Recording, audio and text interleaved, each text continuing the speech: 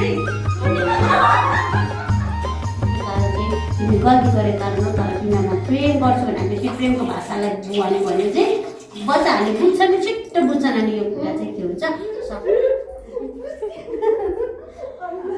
भने अस्ति पनि बच्चालाई हामीले सानेर हाम्रो खुट्टा पहिला महिना छ कि उनीहरूलाई के उनीहरूको पुरा नानी आत्मा हेरेको नमस्ते हेरेको अनि देखेको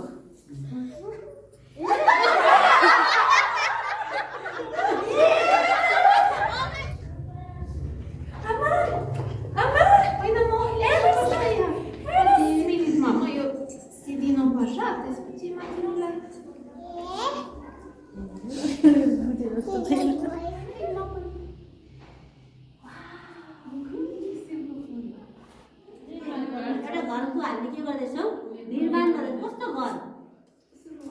कति साह्रो फोहोर गराएको मलाई धुनुपर्छ है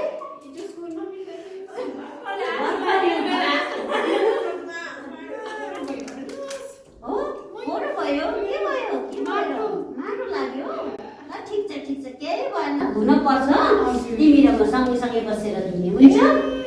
हराएर फेरि गाली गरेको टोटेले किन बोल्नु हो कि फुलले बस्दैन त्यत्रो सानो घर त्यसो गर्छ फेरि फुलै भएर हो कि अब ड्रेसलाई त्यहाँ हो र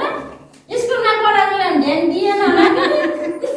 त्यही भएर कहाँ जानु छ र ध्यान दिएर पढ्नुपर्छ नि यता गर्दा अलग हुन्छ त्यो पनि पछाडि गरेछ